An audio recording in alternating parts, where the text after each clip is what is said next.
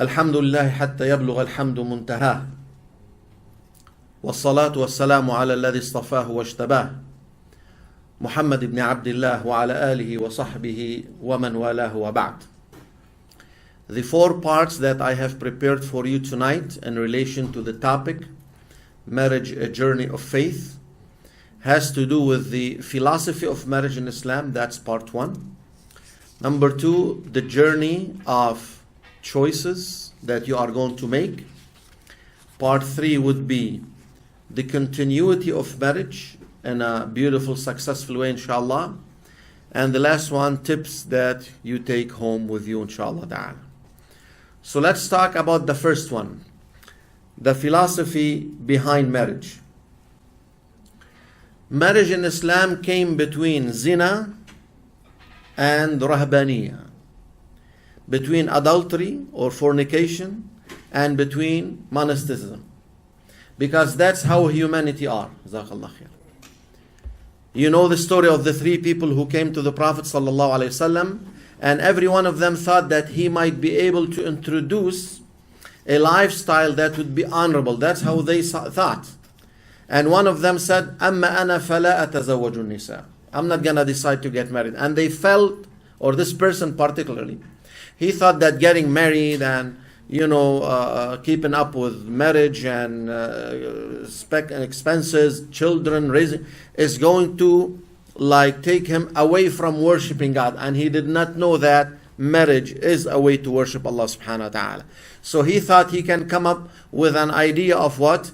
Let me cancel the whole idea and then I'll be a better servant of God. The Prophet sallallahu alaihi wasallam was very clear. Amma ana فَأُصَلِّ وَأَرْقُدْ. If it comes to me, I pray and I sleep. أَصُومُ وَأُفْطِرْ. I fast and I break fasting. That's other than Ramadan. وَأَتَزَوَّجُ النِّسَاء. And I do get married. وَهَذِهِ سُنَّتي. This is my path. فَمَنْ رَغِبَ عَنْ سُنَّتي فَلَيْسَ مِنِّي. One who deviates out from my path does not belong to me. Another example on the people who went into zina, the group of Bani Thaqif, whom they threw the rocks. Do you remember them? The one that they threw rocks at the Prophet ﷺ when he went in the trip to At-Ta'if. Later on, after the conquering of Mecca, they sent a group of people, delegation, to in what we call Amil Wufud. When delegations started coming to the Prophet ﷺ offering loyalty and showing that they want to embrace Islam, he had tents set up for them, sallallahu alaihi wasallam, next to the masjid, and he would come every night, every day, speak to them and invite them to Islam. They were not yet Muslims, and he was trying to convince them. And after they agreed to embrace Islam, one of their leaders by the name of Kinan ibn Abd Yalil, he came and he said, "Ya Rasulullah, we will, embrace Islam, but give us few things." He said, "What?" He said, "Let us worship Allah for at least 3 years. Let's make a deal." They thought it was hard for them to quit. He said, "That will not work." He said, "إِذَنْ لَنَا بِالزِّنَا فَإِنَّنَا نَغْتَرِبْ." Give us permission to practice zina, adultery, for we travel away from home and we need to have access to our pleasure. And of course the Prophet refused, sallallahu alaihi wasallam. "Give us permission for riba." He said, "No." "Give us permission for 1/3 thing," until he talked them out from all these things and they embraced Islam the proper way that they did. And subhanallah, this group of people embraced Islam, as Al-Mughira ibn Shu'bah radiallahu ta'ala anhu rated that no one embraced Islam with such clear idea about Islam like this group. And after the death of the Prophet ﷺ, when people flipped out away from Islam, the only 3 places that were immune from Ridda were Mecca, Medina and At-Ta'if. So Islam didn't come and say, go against your nature and become a monk or a nun. It's not gonna work. Just check the news. Every 6 months we hear about people, doing haram, and they are, priests, whatever, because they decided that they want to be against their nature. And we hear a lot about, zina and adultery going on. And this is something of a relationship that has no value to it. Islam came and said, there is zawaj bil halal. Enjoy your pleasure, your desire in the proper channel. So everyone who is getting to go into marriage, he is going in the natural way, following the sunnah of Rasulullah sallallahu alaihi wasallam. And if people want to go into monasticism, al-rahbaniyah, it's going to be hard for them to practice the religion. And if people are going to take the path of zina, listen to what the Prophet sallallahu alaihi wasallam said. Ya ma'shar al-muhajirin, O people who migrated. خمس إذا ابتليتم بهن, 5 things, if you did them. وأعوذ بالله أن تدركوهن, I seek refuge by Allah that you guys don't touch them. Don't, يعني he's telling them, do not touch them. لم تظهر الفاحشة في قوم قط حتى يعلنوا بها إلا فشى فيهم الطاعون والأوجاع التي لم تكن مضت في أسلافهم الذين مضوا. Any group of people who embrace al-fahisha, al-fahisha could be zina, could be liwat, and they take it into public, and new types of diseases will erupt that were not existing prior before. So you'll be vulnerable to a speed up type of punishment from Allah in this life before even the day of judgment. So any act of zina, any act of haram, watch out. If you don't make tawbah, it will cash back into you in one way of sickness. It could be a sickness in your body, it could be a sickness in your in your mind, it could be a sickness in your heart. It is not just a sickness in the body there. And then the 4 things, I'm gonna skip that because of the time, inshallah ta'ala. The second thing that you need to know about marriage in Islam, it is a place for as-sakina. The verses were recited just now. بسم الله الرحمن الرحيم ومن آياته أن خلق لكم من أنفسكم أزواجا لتسكنوا إليها. There is this part of sakina that is in you that you cannot survive without a spouse. That's how life is meant to be. And in the athar, that when Allah subhanahu wa ta'ala created Adam, and then He created Hawa from Adam, the first thing He saw, He said, who are you? She said, Ana Hawa. And He said, what is your purpose? Why are you here? She said, لِتَسْكُنَ إِلَيْهِ, so you will feel tranquility with me. I mean, driving on the lake shore with sipping Starbucks is fine. Listening to Kulthum, I don't know what you guys listen to, might be interesting too. Hanging out with friends is cool. Being with parents, telling you what to do every day is also nice. But there is nothing like living with a spouse. Walking home to your own home. Your parents have raised you and prepared you to start your own journey that will bring this piece of you. That's exactly what Allah said, لِتَسْكُنُوا إِلَيْهَا. You need it. And without it, there will be always something missing in your life and in your spirit. That does not mean that everyone will get married in life. Allah tests people in all types of things. There are people in prisons, there are people who died young, whatever. But at the end, if it is part of your ability to act on it, take it, because it is the sunnah of Rasulullah sallallahu alaihi wasallam. And it does not matter how much you try to get yourself busy in things that will make you feel fine. You might, but there will be something missing in you. You might be busy making money. You might be busy, hanging out with friends. Some people say, I would like to travel the world. At the end, when you walk home to your own house and you see your wife and you see your kids, Allah described it in a format of dua. رَبَّنَا هَبْ لَنَا مِنْ أَزْوَاجِنَا وَذُرِّيَّاتِنَا قُرَّةَ أَعْيُنٍ. The qurrat al-ayn, something that will settle. That your eyes, when they will look at your spouse, if you are the wife looking at your husband and your kids, or if you are the husband looking at your wife and your kids, it is your establishment. It is your zone of tranquility. That you will define yourself in the natural way that Allah subhanahu wa ta'ala had created you for. And without it, you can survive and you can live, but you will be missing something very important for your wholesome, total, wellness, if you want to talk about that. The third point about the importance of marriage, it's to protect our species as human beings. Why do we consider homosexuality it's haram? Because it is a direct threatening factor to the continuity of our own type. If all people decided to be homosexual, in 50 years there will be no humans on earth. So Allah subhanahu wa ta'ala said, ذُرِّيَّةً بَعْضُهَا مِنْ بَعْضٍ. That one, a generation will take after another generation. And it is a matter of preserving this nation for one thing. We are the only people, we are the only creation that were given the free choice. We are not angels, we are not rocks, we are not birds, we are not rain, we are not clouds, we are humans who are given the ability to choose the truth, to act on the truth by choice. This is one major thing that Allah brought it in the Quran al-Kareem. That you are different, you are unique. As a matter of fact, the whole universe is planned for you. حتى تكون مستخلف, so you can inherit this truth and live according to it. When you decide you want to stop and you don't want to get married, then you have decided to stop the purpose for the existence of human beings. And this is why the idea of worshipping Allah is connected with marriage.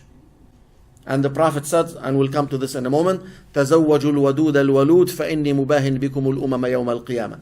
When you want to get married, go get married someone who can have, children, and I'm going to be proud of the numbers that will come for me at the Day of Judgment.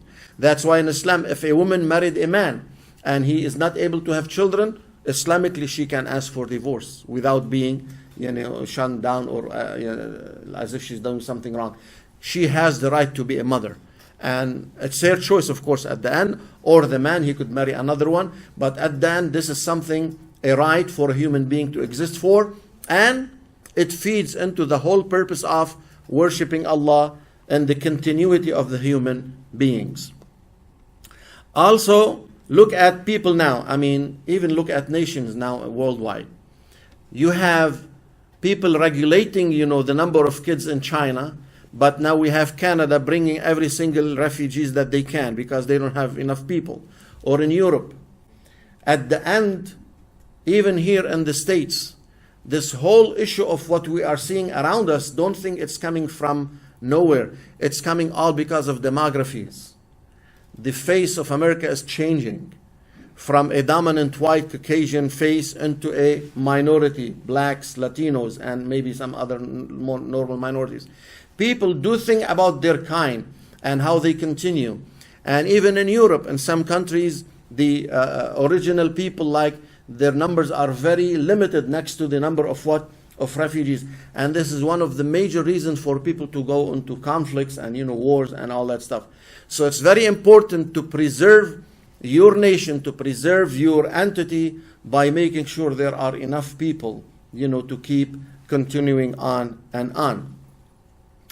Also, it is the best format to raise kids, having both parents, the mom and dad. That's why in Islam, إِنَّ أَبْغَضَ الْحَلَالِ إِلَى اللَّهِ إيش? الطلاق. That the most hated halal to Allah subhanahu wa ta'ala is what? Divorce. I'm not saying that a mom cannot raise kids on her own. MashaAllah, we have great mothers that they were able to raise beautiful kids. I'm not saying that dads alone, if the mom gave up the kids, that they cannot raise kids. Maybe his sister will help, maybe his mom will help. But there is nothing better for a child like a mom and a dad. Period. Anyone who's going to argue against that, he doesn't know the whole idea behind. And you might be thinking of your situation now where your kid is 1 year old or 5 year old. Come and check the stories that come to my office of how women are having problems dealing with their teenage, kids, because there is no dad in the house to help, help and that. How many sisters who are teenagers or even in their 20s who are desperate for any person to be a role model for them, and then they might go just because of someone smiled at them, that they look at someone as the savior, and what she had missed, the father was not present in the life, and then she might make wrong choices and ending up with the wrong person.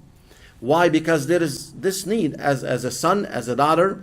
It is the best format that there is a mom and a dad who are taking their role as parents. Also, we don't want moms and dads that they are just biologically giving kids out and then failing to act on their needs. Just a story that, interesting story. A woman brought her baby child to Umar ibn al-Khattab. And the husband came and each one wanted to take custody of the kid. So the woman was saying, Ya Amir al-Mu'mineen, in damamtuhu ilayya ja'. If I keep him with me, he will be hungry. I need support, I need child support. Wa in damamtuhu ilayhi da'. If I give him the child, he's not going to be able to raise him properly. So figure out what you're going to do. So the man wanted to act smart. He said, حملته قبل أن تحمله ووضعته قبل أن تضعه. I carried him before she carried him. Meaning, as you know, semen in his back. And I laid him before she laid him. An intercourse versus, birth. So the woman was smarter than him. And she said, لَإِنْ حَمَلْتَهُ خَفِيفًا فَقَدْ حَمَلْتُهُ وِقْرًا. If you carried him light, I carried him heavy. وَلَئِنْ وَضَعْتَهُ شَهْوَةً فَقَدْ وَضَعْتُهُ كُرْهًا. And if you put it in pleasure, I put it in pain. So Umar looked at him and said, رُدَّ عَلَيْهَا وَلَدَهَا وَدَعْنِي مِنْ سَجْعِكَ. Give her her child and I don't need your nonsense talk. So it is just a matter of any divorce is a bad scenario for kids, period. I'm not saying that Islam did not allow divorce to happen. It is halal, but people should think 10 times, especially if there are kids, before going into that track. Also, it regulates the relationship between the husband and the wife in a matter of respecting their roles toward each other, building a type of personality and characteristics in which it helps feed into the whole idea of being responsible, which will come to the second point right after that.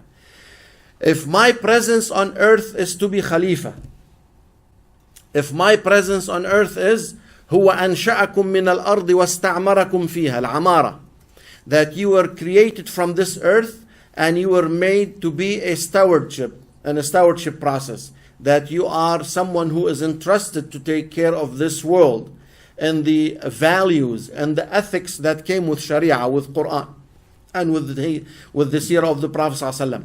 Marriage is going to train you on this.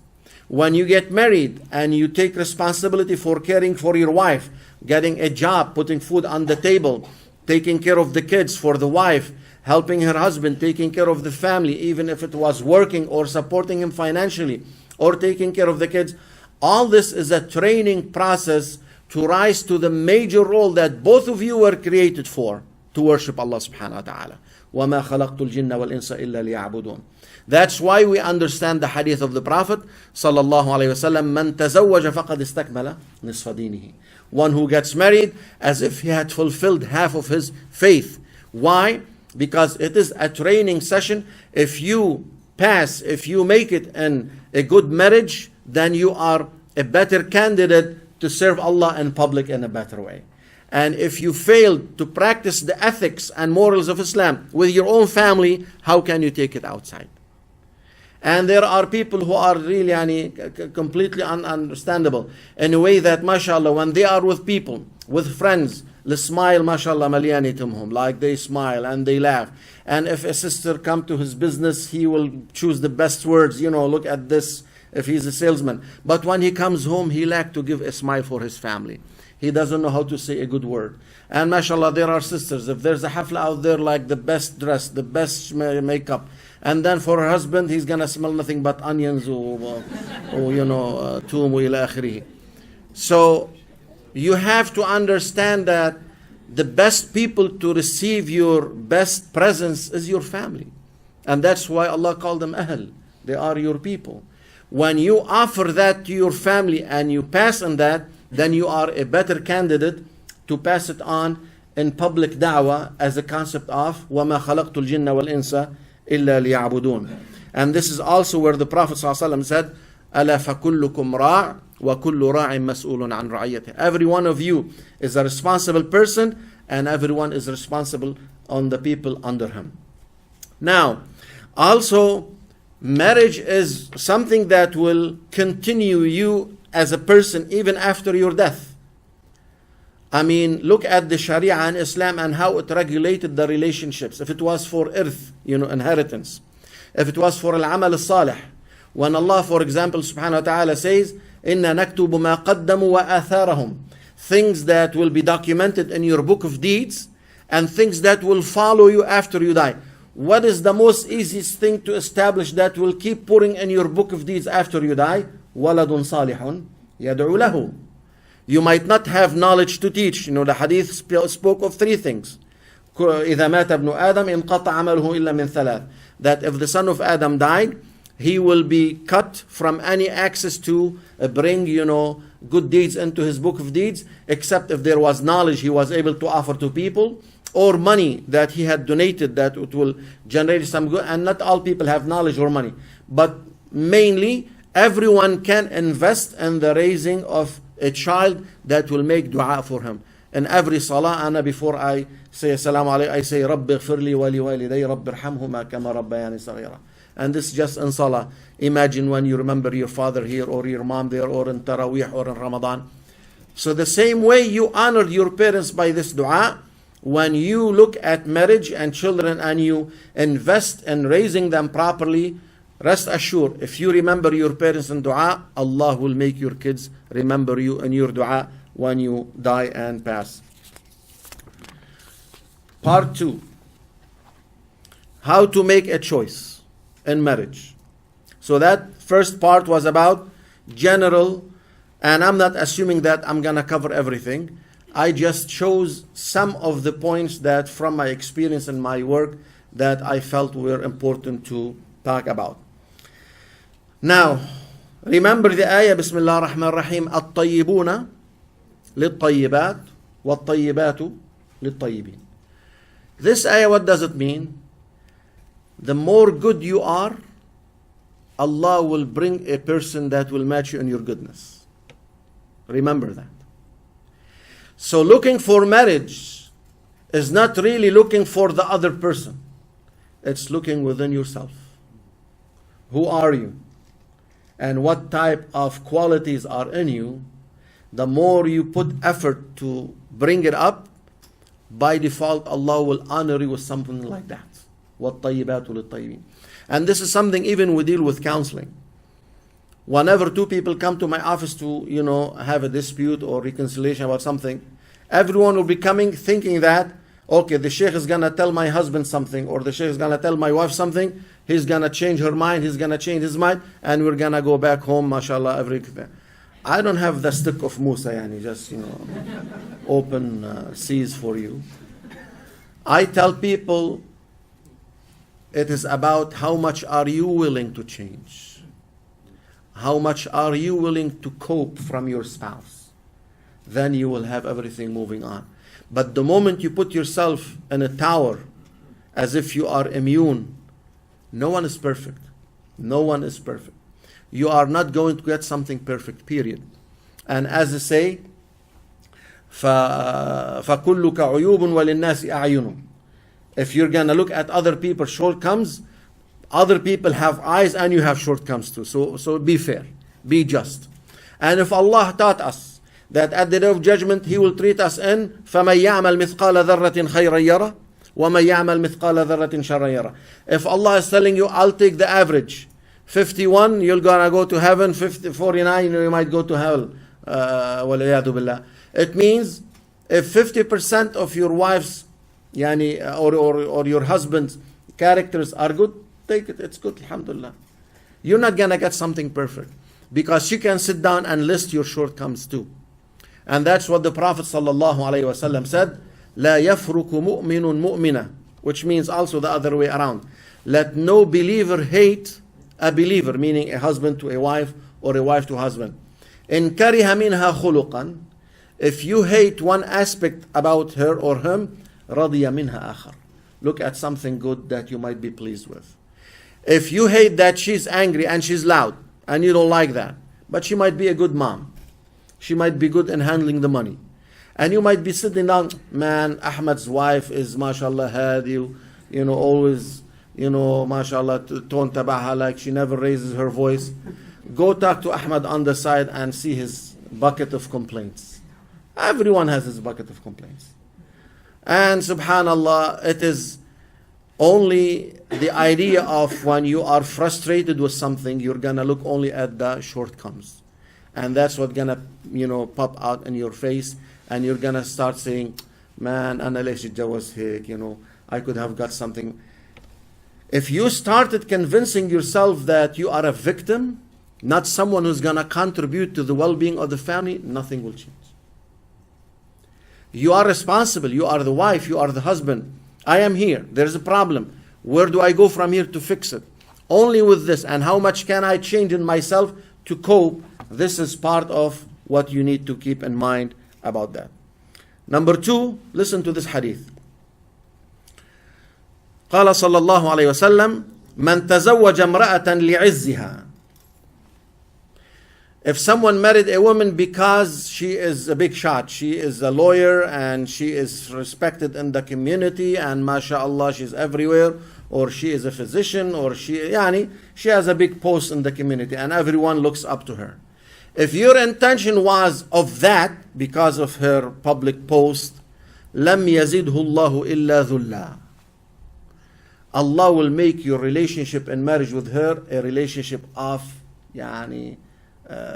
degrading. You will lose your dignity with her because the intention in the beginning was not proper. And that goes both.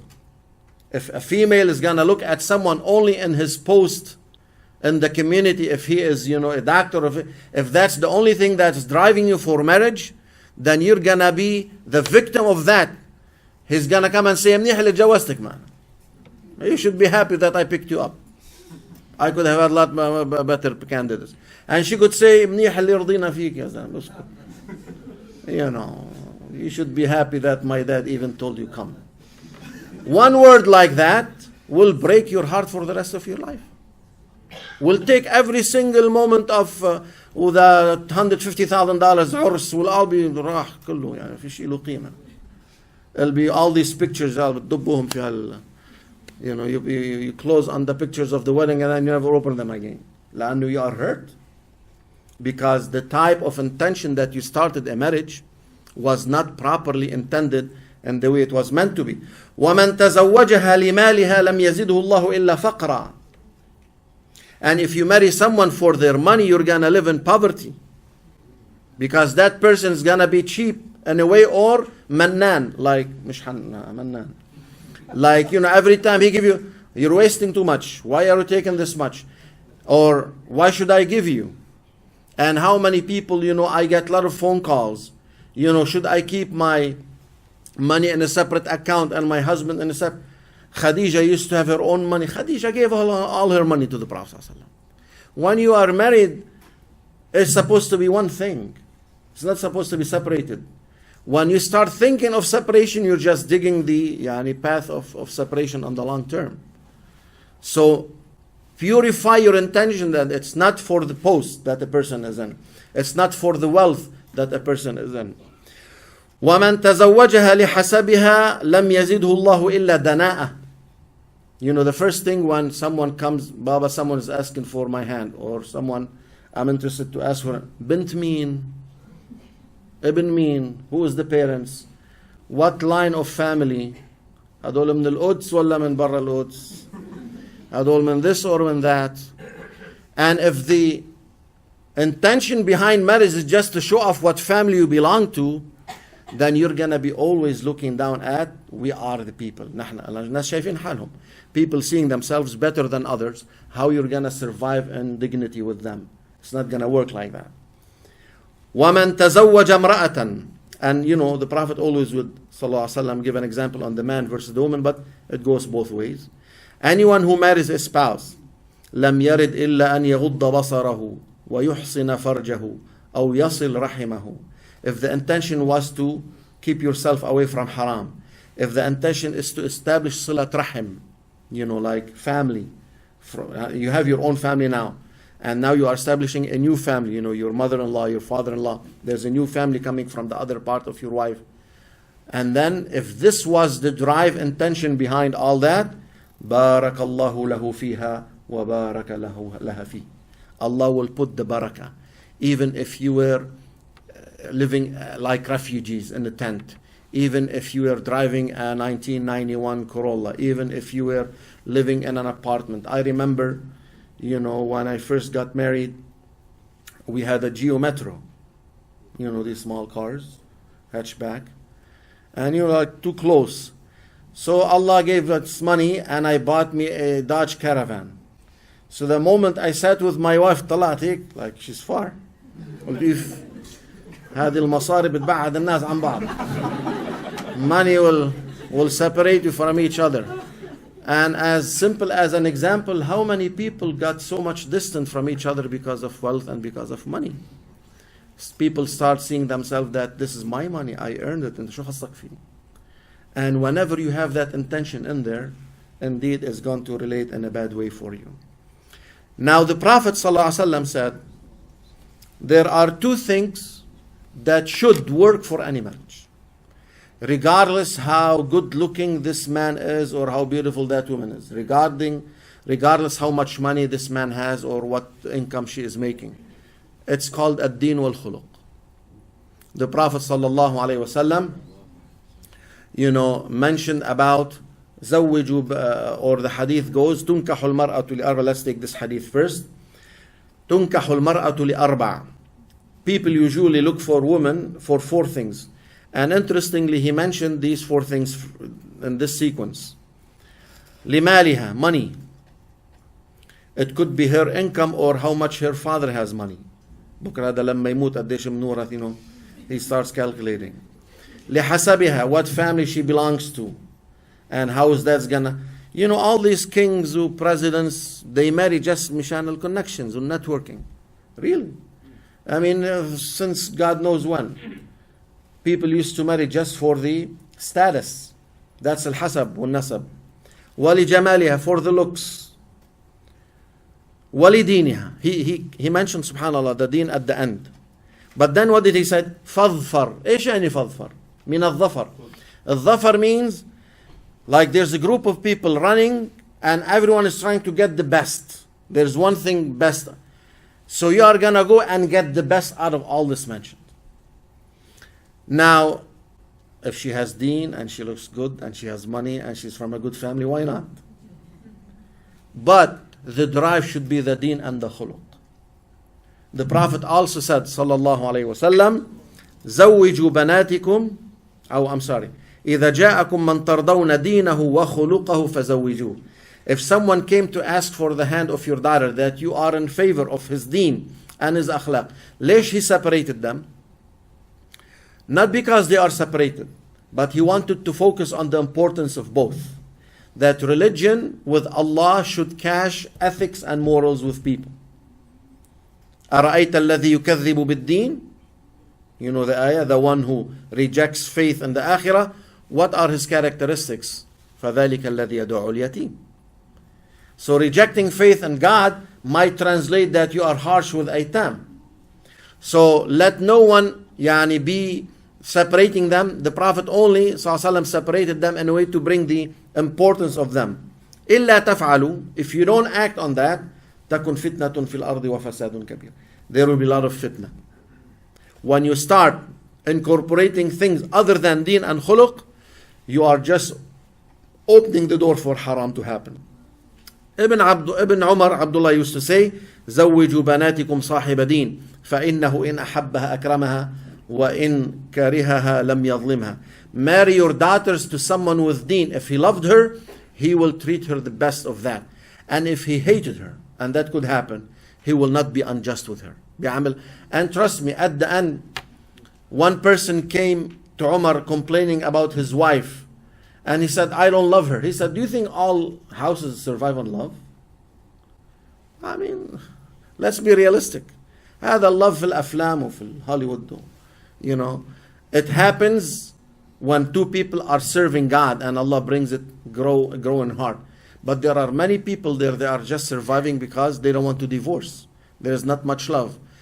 He said, she cleans your clothes, she cooks your meals. At least keep the respect and the basics. It will be sufficient in the justified standard of what is acceptable. And that could make a marriage continue. Of course, that's not where we want it to be. And I'm going to be talking about where we want a relationship to be. If we have time. It looks like we're already running out of time. But we'll talk about this in a moment. Now let me talk about al-kafa'a. the شو الكفاءة في الإنجليزي? The كفاءة is that to marry your daughter to someone equivalent to كفؤ. Ibn Hazm says, other than zina, if someone is a zani, like someone is an adulterer, or if it was a female, if someone is not a zani or a zaniya, then all the Muslims are kufu for each other. It doesn't matter, black, white, rich, poor, educated, non-educated. And then he quoted the ayah, إِنَّمَا الْمُؤْمِنُونَ إِخْوَةٌ. If Allah declared that believers are brothers, then there is nothing calm. This is Ibn Hazm. You cannot marry your daughter to a zani. You cannot marry your son to a zaniya. These people should be, excluded in a way until they make tawbah. Other than that, everyone can marry everyone. And there are examples that the Prophet ﷺ married people who were free to slaves and vice versa. The Jumhur al-Ulama, the consensus among scholars, they said there is kafa'a, ولكنها معتبرة بالاستقامة. What is the kafa'a that is honorable in the eyes of Allah? That is based on ethics. Wallahi, this family of this person is known to be very generous. So this man is always like cooking food and feeding the people, and so when you're going to look for a female to marry, she has to be at least on the same idea of keeping up with the value of giving, value of generosity. So when you look for kafa and that perspective, then yes, it is something that is understandable in Islam, if it's based on ethics and values. But some people say no, there is kafa'a to some scholars in families, and they have lines in families.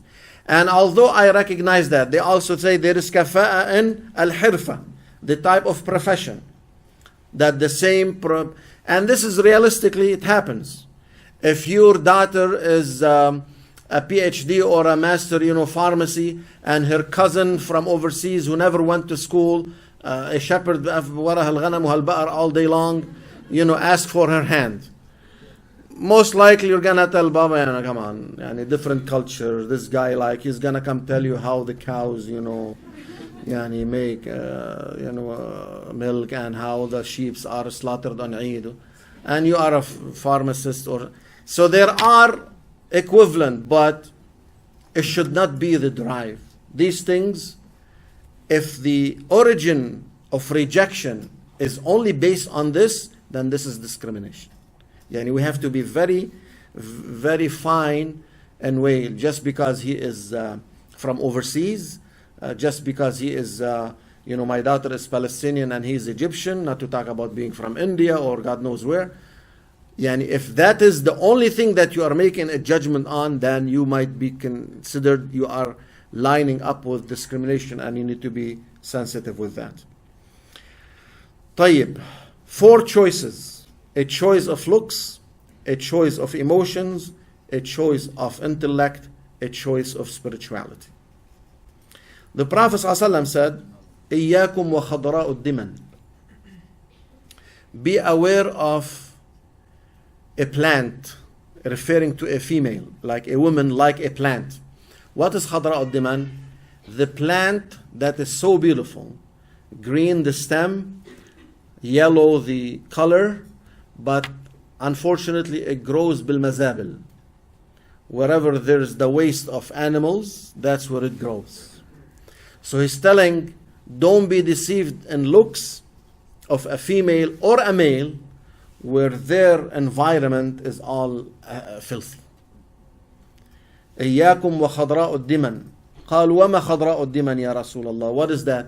He said, قال المرأة الحسناء في المنبت السوء. A good looking woman, but in a bad environment, the way she was raised. Or a good looking man, if we're gonna flip it around, in a place where he was raised, there is no ethics. Trust me, looks, after one day, they could be flushed and they have no value. If a person does not act honorably, does not act in respect, does not act in ethics, these looks that you were so much in love with it will mean nothing for you after that. Now at the same time, the first attraction that happens between two people who wants to get married is the looks. We have to understand that. And we're not saying looks do not matter. As a matter of fact, the Prophet ﷺ spoke about and said what? إِذَا نَظَرْتَ إِلَيْهَا سَرَّتْكَ. When you look at her, you feel that you like her. This is the face you're going to wake up next to for the rest of your life. You're not going to wake up and say, La hawla wa la quwwata. You're going to wake up and say, La ilaha illallah, ma sha Allah, wa la quwwata illa billah, alhamdulillah ya Rabb. You know. And this is different from one person to another. I mean, someone might walk in and say, who chose this blue color? Yani, what a choice for a masjid. Someone will say, no, this is like beautiful, man. It's like, you know. So people have different tastes. So someone, you know, in some countries, in Muslim countries, before they marry the woman, they feed her until she gained at least like 20, 30 pounds. They consider واحدة النحيفة هذه مش مصروف عليها فلوس. Serious. That her parents are cheap, are not feeding her. فلازم تكون مربربة قبل ما تتجوز. That's a person, you know. Now we have people thinking this is yani wrong.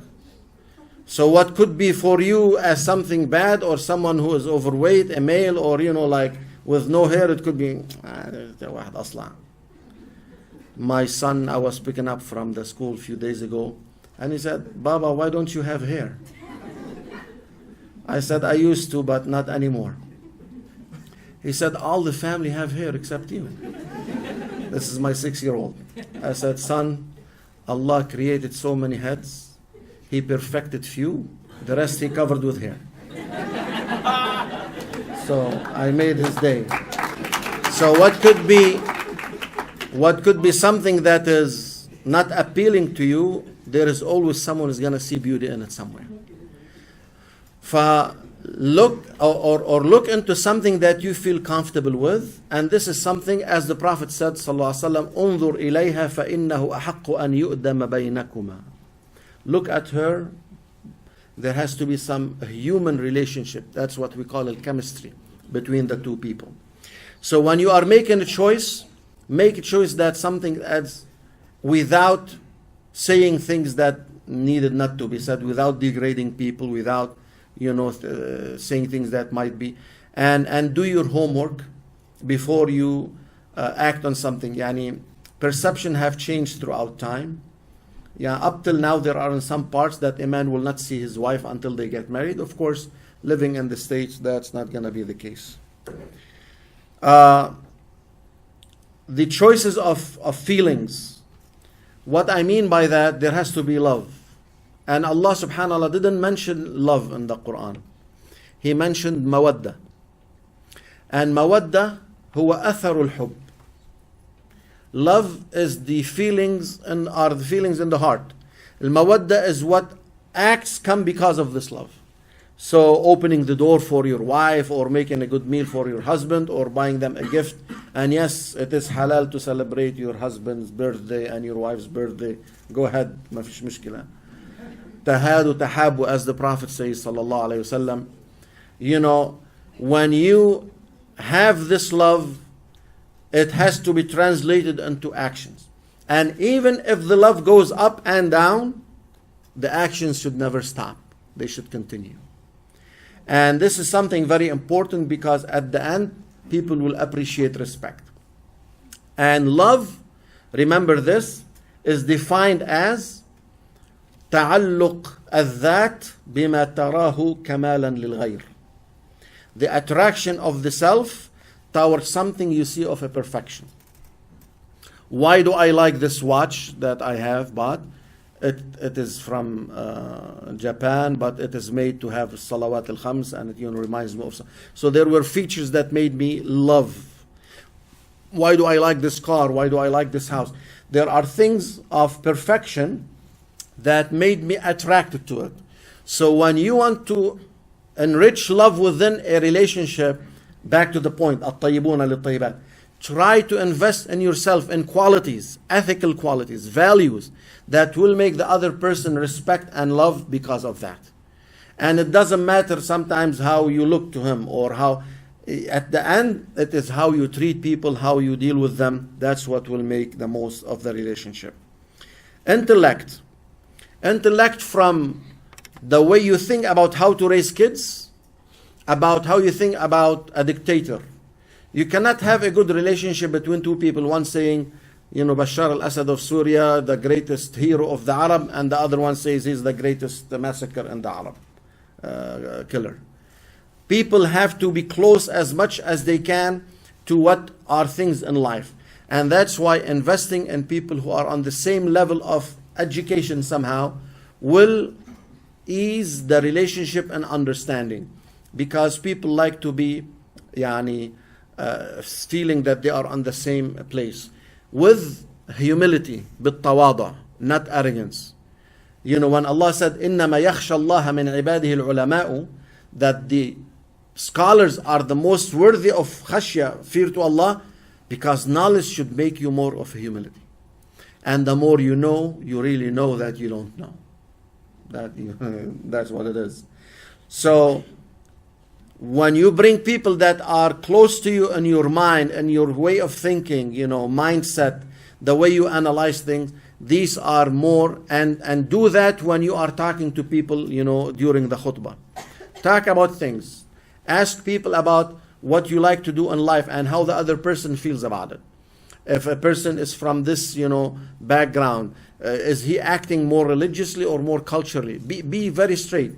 And I know a lot of people fear to enter these things, and there's a lot of factors happening when they are meeting each other. But take your time, meet once, twice, 3 times before you make a decision. And call us and take tips and ask. For God's sake, if you want to purchase a car, you stay for 1 month, comparing customer reviews, checking dealers, what's the best price. And this is a car that you might change in 4 or 5 years. Someone who you're going to live with for the rest of your life, you're going to have children from, they're going to be the father of your kids, the mother of your kids. Take your time in a way to make the best choices in that. Unfortunately, our community have a lot of cultural sensitivity that it should not be there. We should not be annoyed by a man coming and sitting with my daughter once, twice, 3 times until some. هلا إذا أجا مرة مرتين he did not ask for hand, خلاص روح. There's no. I'm not gonna get a man coming to my house 3, 4, 5 times. Sure. So why not? Okay, you tell the girl fear Allah, don't have a relationship in haram, and you tell the man fear Allah, don't have a relationship in haram, and separate. And then when it comes for the real candidate to get to know, you even wants to put more pressure or regulations in this.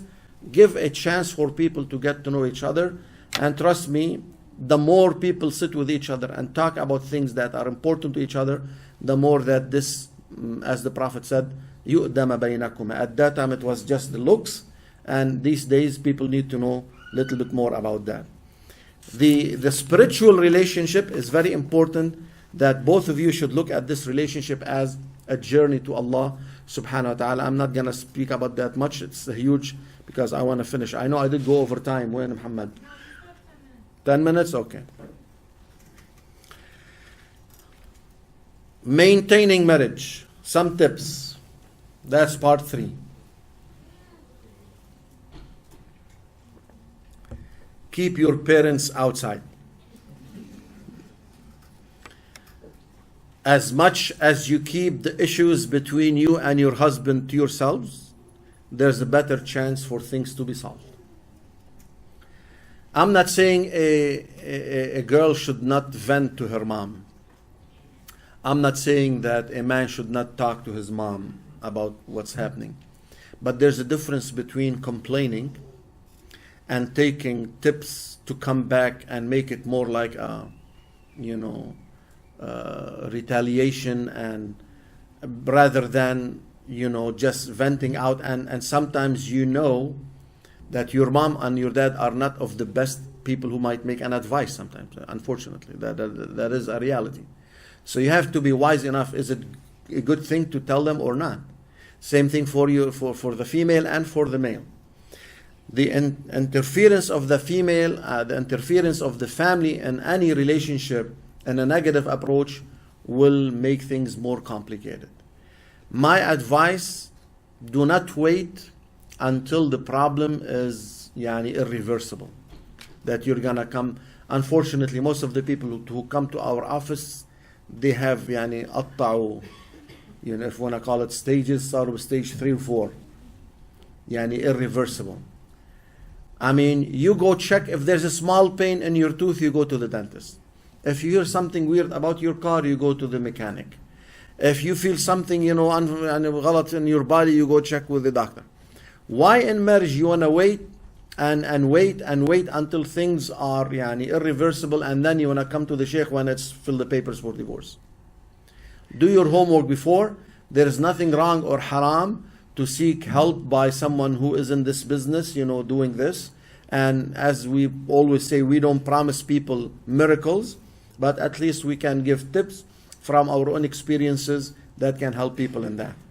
And there are people, it could be sometimes husbands, who have been raised with the parents very involved in their life. So much, yani, sheltering, like no, he'll be like 27, 37, and he cannot take a decision in life without going back to his mom. That might be the case that you are married to. So you need to know how to handle that. And you need to see how can you tolerate that. Yani, you are married to him and to your mother-in-law at the same time. So you have to maneuver and do not put yourself between him and his mother-in-law. It's between his mom. He's going to choose his mom. No one is going to choose his wife over his mom. Unless, yani, some cases, if it is yani, extreme. But in general, do not put yourself in that perspective. And the same thing for the husband. Never ever disrespect your wife's family. Period.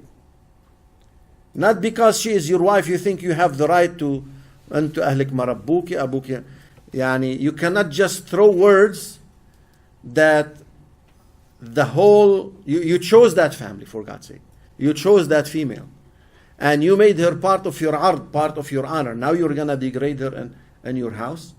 The Prophet ﷺ said, اتقوا الله في النساء فإنهن عندكن عوان. Fear Allah in treating women. They are more like prisoners in your homes. How many women took yani, abuse from their husband and never reported it? Out of yani, مشي inshallah Allah بيغير. Some people love and they want to keep the marriage. Some people, they have no other choice. We need to raise people who fear Allah when they deal. There is no chance, there is no reason, there is no legitimacy for a bad word to come out from your mouth. Why? Why should you raise your hand and hit? Just because you have any power to do it? Imagine if you were hit by someone, how would you feel? You would go to punch them back. So if Allah gave you the physical ability to act on something, do not abuse that. We're going to talk about abuse in a second. But let's talk about communication. Keep these tips. Men in general don't like to talk much at home. And if they speak for something specific. There is something in his mind very clear that he wants to say it out. Women, they like to express their feelings by talking. Scientifically, a man speaks 9 to 10,000 words a day. A woman between 24 to 30,000 words a day. I'm not making this up. That's statistics. It just tells you that the amount of emotions in a woman's life makes her feel that she expresses herself by talking. A man is more into analyzing things in his mind, and whenever things are ready, ripe to be out, then they will speak them. So don't translate that your husband is quiet, or you're talking to him and he's going like, raising the volume on the TV. He is ignoring you in a way that he's disrespecting you, but he is coming to home to a certain understanding of this is my zone of calm, hudu, easy. I'm not ready. He will argue with friends.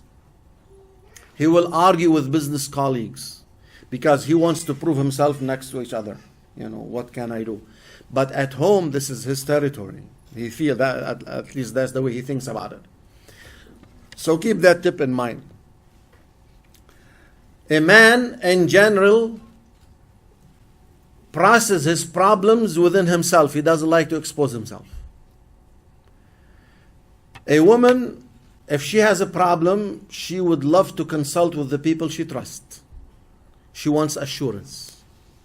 Yani imagine there is no GPS, just 20 years ago. And both the man and the wife said, let us meet in Milwaukee for whatever.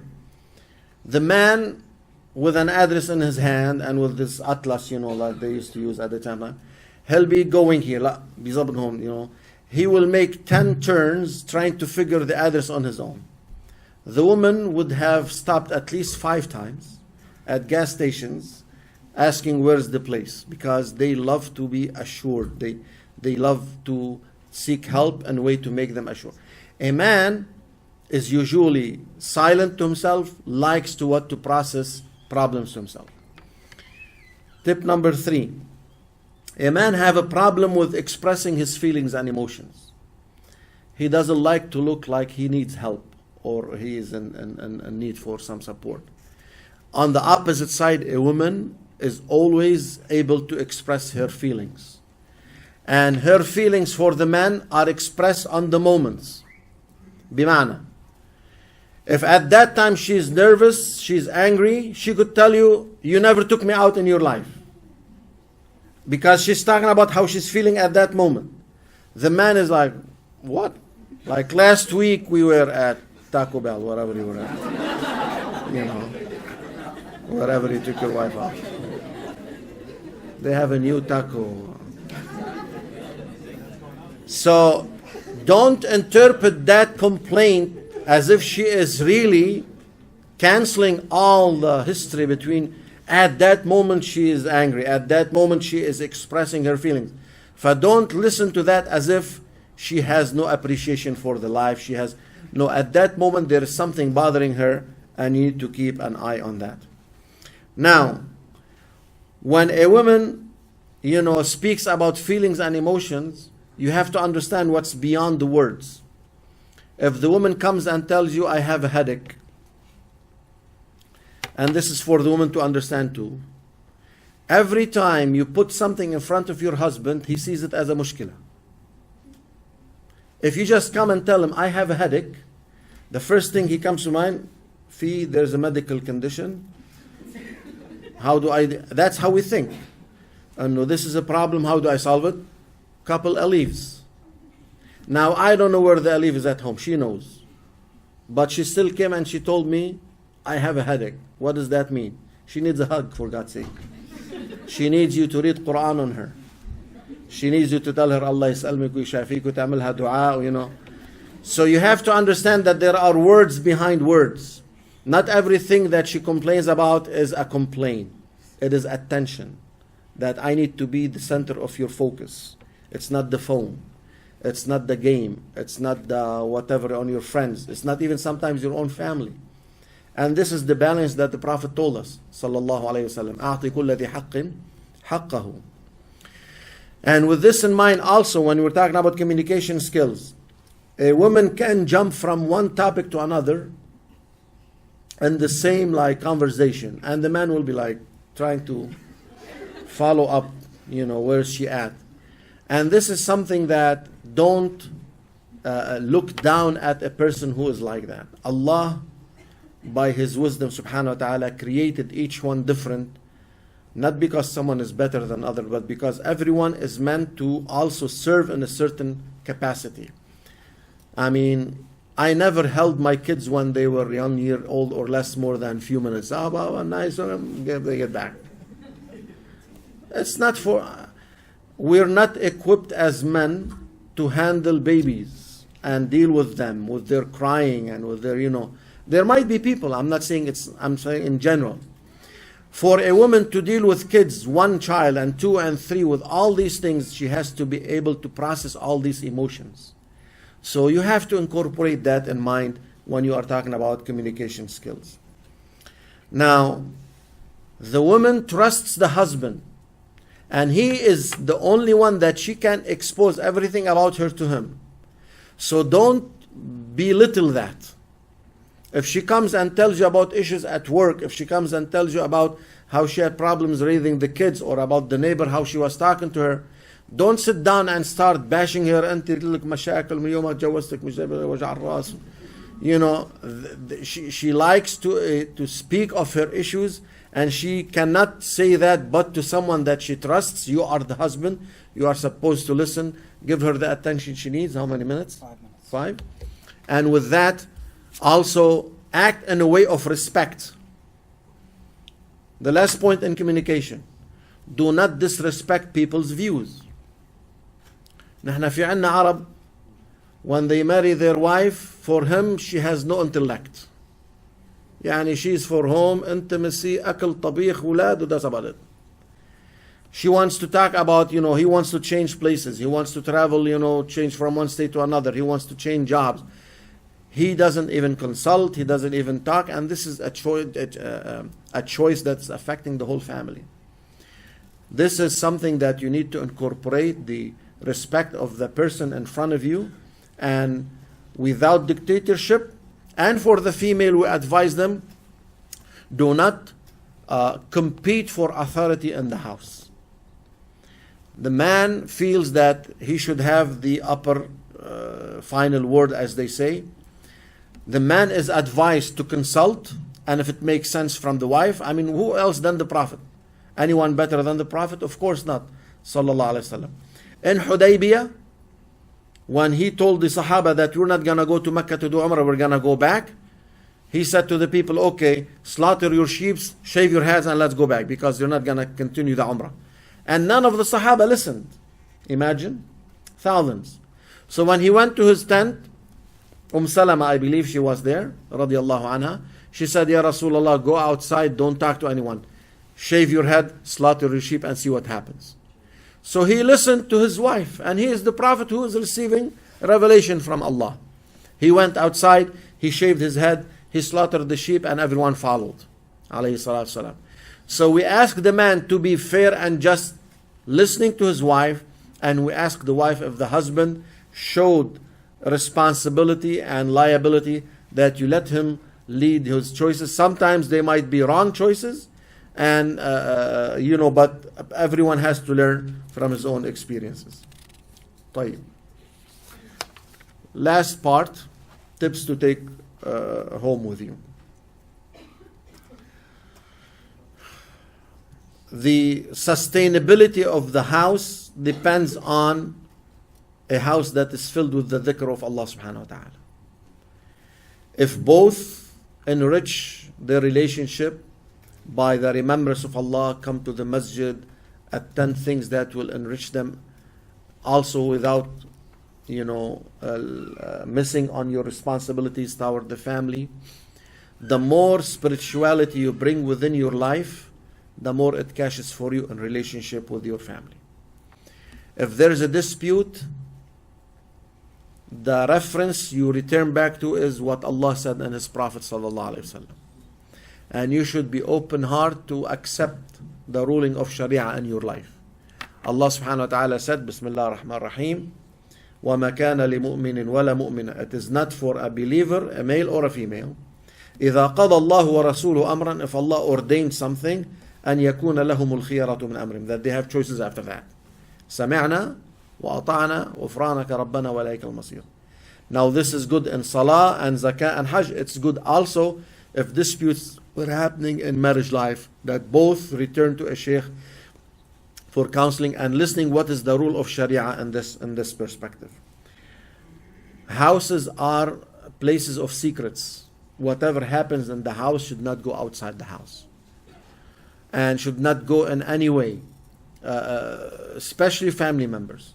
As I said before, because the moment you expose your secret to someone, that's it. It's not a secret anymore. So keep it between you and your wife. Keep it between you and your husband. And the way to handle that will be a lot more easier than taking it outside. A house is a place where everyone helps make the best of it. The Prophet ﷺ used to help his wife. He would fix his own clothes. ﷺ. He would, he would take them, the milk from the sheep or something like that. And this is nothing wrong, sweeping the floor or washing the dishes, or the wife working with her husband and bringing income. There is nothing wrong with that. It is something that both will help with each other. Houses should be places free of bad words. Period. And I'm not saying bad words يعني بمعنى real foul words. Bad words يعني even if it means أنت مش متربية أو أنت عمرك ما بتتعرم. You know, things that will hit people's conscience and dignity, degrading people, looking low at them, belittling them. So the bad words, there is no place for them. And the words that will attack people's mental status, there is no place for them in their house. Of course, by default, there is no place for verbal, mental, or physical abuse. Period. There is no place, and Islam did not allow people to hit each other. No. Islam حرم الضرب. And even the ayah, وَضْرِبُهُنْ, and I lean to that tafsir, وَضْرِبُهُنْ is mean put a distance between you and them, not a physical beating. And that goes with the sequence of the ayah. You know, that's what the Prophet did when he had issues with his wives.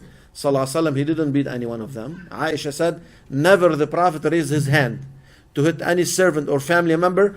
Only if he was in a battle, he would raise his hand. And when he had issues with his wives, he sent them back home to their families. And this is, you know, because daraba and Arabi means also put a distance, safara, to travel. يضربون في الأرض. إيش يعني بيضربوا في الأرض؟ يضربون في الأرض يعني بيسافروا يعني they travel.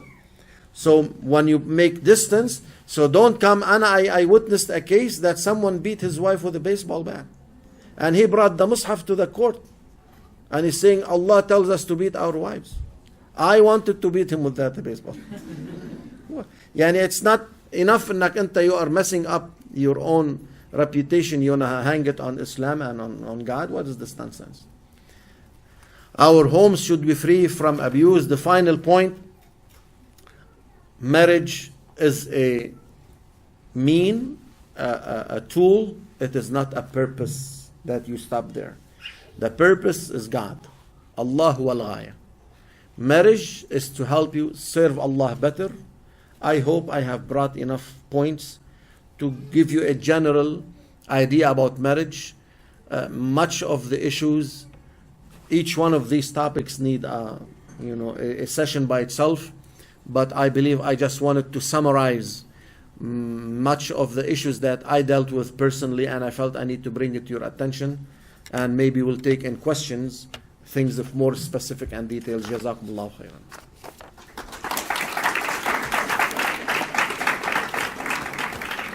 Jazakumullah khair, Sheikh. And I'm sure everybody in the room, married or not, took a lot of valuable information from the speech today.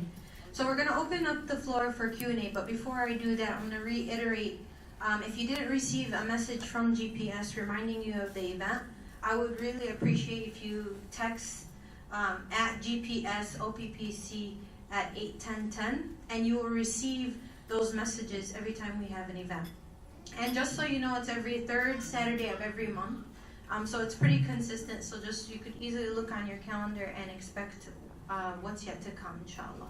So we're going to open the floor for any questions. Does anybody have any questions? People will be walking around with mics. Either you can stand or write your question on a note card.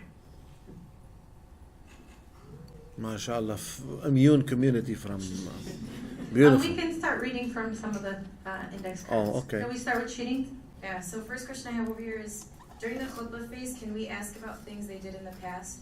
Like if he's a virgin or if he's addicted to porn, or should I leave it because if Allah forgave them, I don't have the right to ask? Exactly. Don't dig in people's past. It's a bad sign. Let people feel comfortable if they want to share that information with you. The Prophet ﷺ said, "Man satara musliman, satarahu Allahu fi dunya wal akhirah." We are not in the business of spying on each other. A husband has no right to look into his wife's phone. A woman has no right to look into her husband's phone, or their kids if they are adults. Let us teach our family members to fear Allah on their own, not because someone is after them. Even if they did wrong, leave a space for repentance and tawbah between them and Allah. Trust me, you will live in pain. You will be the first victim to pay for that. if you know that the family is with istiqamah, they are righteous family, and the kids, yani the shabab or the banat, are trying their best to practice Islam, then you take it from there. And you don't need to live in abusing yourself of the people's past. If there is something they feel they need to share on their own, let them do that on their own. Next. Any questions on the guy's side? Ramon? No? They're all with her? Okay, just read the next one. Okay. I'm a practicing Muslim and on the right path. I keep thinking about a girl and she's always on my mind, day and night. Any methods to help me? It's hard on me and makes me sad. Yani, unfortunately, everyone is tested in the weak point. It's not unfortunately. It's God's wisdom that He tests us in the most weakness in us. Amazing. Because He wants us to win over them. So, I'm sure anyone who is interested in a girl or a girl is interested in a man, it's not like people are establishing multiple relationships and they're moving from one girl to another. This person, I'm sure he wants halal, and this girl, she wants halal. But because it is halal, it has to come with responsibility. And there could be the responsibility in relation to time. That your test at that moment that you need to win over yourself is to limit this type of communication to only if it is allowed Islamically. You might not be ready for marriage. And I want to differentiate between a 17-year-old or an 18-year-old guy who feels he's in love and someone who's 27, who's already established, and, so a teenage relationship is different than a 25, 27-year-old relationship. The more people grow, the more, responsible in the relationship they are. So if there is no chance for you for a real khutbah to happen, because Islam said, okay, there's a hadith, although it's da'if, but the Prophet said in it, sallallahu alaihi wasallam, لَيْسَ لِلْمُتَحَابِّينَ إِلَّا الزَّوَاجِ. There is nothing for people who love each other but marriage, which means people can love each other before marriage. That's natural. If my son came 30 years old, and he never told me I love, I'll be concerned. Is there like, that's Allah, You have to love someone, for God's sake, at least a female, huh? So, if it is a matter of time that you are not ready for that, the difference between a free relationship of a girlfriend and halal is responsibility, a piece of paper. إيش الخطبة? It's a guarded, responsible dating. That's if you want to call it. Choose whomever you want. And go ask for her hand promptly, and then take your time in getting to know her, and then you can think about her day and night in halal. But you know that she could be someone else because you are not ready yet. You know that this continuous thinking is going to reflect bad on your life, on your mental status, on your possibility of haram, on your grades, and you have to be rising over that. But if there is a chance for you to bring this relationship into halal, take the needed steps, and may Allah be with you. Okay, a friend of mine wants to get married to her cousin. They both really want each other, but her parents are against marrying within the family. What should they do? طيب, here's a couple things I need to bring attention to. In Lebanon, for example, you cannot marry your cousin unless you get a medical report. That they do blood test, and they prove that it's not gonna bring, children that might be, defected or whatever it is. So there is this scientific medical standard that is in the back of the mind of some families. So I would advise that they go do this test and bring it. Because maybe that test, if it's proven that la samhallah they might have kids, mushawwahin or whatever, that either the girl herself or the man will back off themselves. لأنه at the end you want the best of kids to come outside. So this is one thing to know about, or a real solution to that. And if there was nothing wrong with marrying medically, then come to the imam, come to the sheikh, talk to the parents, and say, there shouldn't be anything beyond that should worry the parents. Number 2, if it was cousins or no cousins, Islam gave 2 vetoes, one for the girl and one for the father. As a dad, my daughter has a veto against me if I want to force on her anyone that she does not want. The Prophet ﷺ said, Al-bintu tusta'adhan. You have to take the permission of the girl. You cannot marry her forcibly, someone that she doesn't like. That's her marriage. Wallah, and I gave my brother a word, 25 years ago. حكيت له خلاص البنت لها الولد.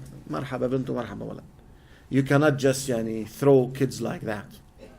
They have their own entities, they have their own character, and they have to choose. And the Prophet ﷺ did void one marriage that was forced. He cancelled it. And he considered it void. But at the same time, a female, a daughter cannot force on me a son-in-law that I do not approve. This is going to be my son-in-law. He's going to enter my house. He's going to eat my food. He's going to be my family member. I have to approve. We have to educate the father. إِذَا جَاءَكُمْ مَنْ تَرْضَوْنَ دِينَهُ وَخُلُقَهُ فَزَوِّجُوهُ. That do not be discriminating for nonsense. That if deen and khuluq are the major thing, then it should be fine. And we have to educate the sister. You know your family. You know your dad is old-fashioned. عقله من عقل البلاد old هذول. You know he will never approve marrying someone outside the balad, not outside the country. And that is going to be, try to incorporate that from your own sense, and do not establish a relationship with someone that you know for a fact the dad will refuse. And what will happen? If you give yourself this green light to establish a relationship, and then it goes into being in love, and then communication, and then it is khalas, it's la samahallah, either marriage or zina, why put yourself in this corner and it's gonna be a struggle to pass it within your family? So we ask the father to be fearing Allah. إِلَّا تَفْعَلُوهُ تَكُنْ فِتْنَةٌ فِي الْأَرْضِ وَفَسَادٌ كَبِيرٌ. That if you act beyond deen and khuluq, you're gonna cause fitna. So fear Allah on that. But we also ask the daughter, you know your family best. You know what will work with them, what will not. So do not even try to بتقول لك وانا عم جيب العرسة ما انا ناطر I'm bringing them from the door. Well, I've been waiting for 10 years and no candidate that fits my father. I agree. It is a problem. But again, these are things that we have no control on. Maybe time sometimes is the factor for the father to change his. I had a case, a physician, she's a female, who's like 28 years old, and a physician also she got to know in the hospital or something, that who came to ask for hand. He happens to be in a different country than her country. And that's it. Totally against it. And she's not 17, she's 28. She is an adult, she is wa'ya, you trusted her in her college, you trusted her in her field. Come on, do not dictate people's lives just because he does not fit your criteria. So she came and spoke to him. I said, bring your dad, jibi lahum. So he came and I spoke to him, and he said, if it was your daughter, would you marry her somewhere? I said, yes, why not? I'm not gonna lie to you. If she's at that age, an adult, responsible, wa'ya, and she feels this is the right person, I'll be a hypocrite if I'm gonna say something against my faith and against my religion. Alhamdulillah, they got married. But we still tell the girls, try to do some homework before allowing someone to come that for sure is gonna be a dead end. Next. What are questions we should ask when we sit with one another for marriage? I have a list. No, I'm serious. I've been piling because of how many people bring issues to my office. Okay, in general, you have to ask about the future, and you have to ask about the 4 aspects that I spoke about: the physical, the emotional, the intellectual and the spiritual. Let people talk about their ambitions.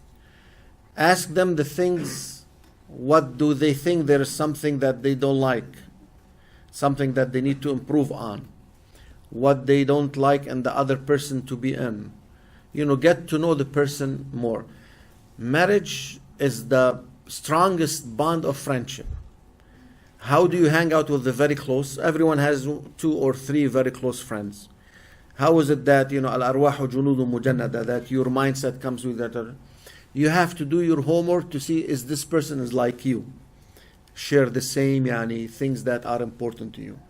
And with that, you can talk from food to salah, to work, to, any issue. And always don't make it more like, I said I have a list, but don't make it like a list. You come sit down, okay, question number 1. Be yourself. Be yourself in everything you are. If you are loud, if you are noisy, if you are funny, if you are whatever, be yourself, because you don't want to fake and you want people to accept you for whom you are. That's in general. If طيبات للطيبين وطيبون للطيبات is true, then how come Pharaoh and his wife, or Lut and his, for example, happened? This was the Sharia before Prophet Muhammad first, sallallahu alaihi wasallam. So the example of Fir'aun and Asiya is prior to the Sharia that came of Muhammad sallallahu alaihi wasallam. Number 2, for every rule there is an exception. That's known in fiqh. That we're talking about the general. So someone is going to say, Sheikh, أنا طيب بس هذه مرتي خبيث. So كيف ضبط القرآن هذا? Well, the problem is not in the Quran, the problem is in you. Your definition of طيب versus خبيث has to be revisited. There could be examples, but sometimes people see themselves, like one time I was teaching someone Quran in a halaqah, and like every 2 words I will correct him. He got angry. He said, "Ya Sheikh, when I read by myself, I don't make mistakes." I said, "Of course, there's no one correcting you." So when you have your own perceptions about yourself, you're gonna have your all kind of weird, analysis. Yes, next. Why is there stigma if the woman is older than the man? Is there any conflict with a man marrying a woman who may be 2 or 3 years older than him? Not at all. This is a cultural practice. Again, if he knows his... by the way, moms are the most vicious in rejecting candidates. It's not fathers. الأمهات ديروا بالكم. And they can manipulate their kids and their daughters. My goodness. People think it's the dads. Trust me, it's the moms most of the time. There is nothing wrong with that Islamically at all. Culturally, it might be just because of the idea of children and ability to have children, and it depends on the age. So if someone is like 35 and he's marrying a 40, or she's at the end of a chance biologically to have kids, so that might be a concern. But again, if you know that is going to be an issue, even culturally, try not to, or try to communicate with your parents in a way that you are comfortable with it. I believe there's one thing. As much as the parents care about you and they want to advise you, if you show a responsible status, like you are really aware of what is this and you are up to it and you can handle it, at the end parents will go along with you. That's for the men. If the parents feel that you are responsible enough, it doesn't matter if she's 5 or 7 years older than you. Of course, you're going to quote Khadija older than the Prophet by 15 years. He's going to tell you, when you are a Prophet, Jeep Khadija. I know how parents answer, But in that perspective, keep in mind that could be something that will block you. But at the same time, we will talk to the parents that older, of course, كمان older at what age? 25 or 28, غير 17 to 21. You know what I mean? That could be in legal way, illegal to marry her. So we're going to do do one more question, inshallah, for time's sake. If your question didn't get asked, I'm sorry about that, but I'm sure the Sheikh's door is always open for your questions. Okay, last one. Is it okay to get to know a person you feel is a potential, but without actually bringing up marriage?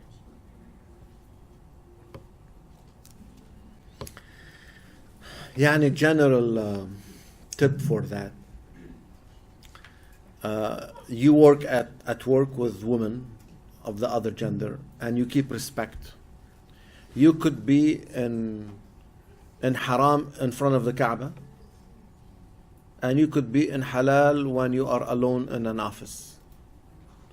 It all comes down to the intentions first, and some regulations you protect yourself around it. So getting to know someone, so like, okay, knowing someone, she's a colleague at work and there are emails exchanged because of business. You have to keep it to the minimum that is needed to be done. One extra word of flirting, it is flirting. One tone in your voice that is, تخضعنا بالقول, like, changing your tone of voice to be going into closer to zina and the voice, you know that at time is haram. So have your heart lead you in what is a professional, respectful relationship that should be fine. Nothing wrong with that Islamically. And between when you cross, if you feel you have crossed the line in a statement or in a tone of voice or in an interaction, then you need to cut it short and not continue with that. Because the moment you are feeling flex, it's just an invitation to one step of haram after another. Keep it professional. If you feel this person, you have seen enough that could be a candidate for you to be a wife or a husband, then there's our proper channels, that you can go and take it and make it more responsible.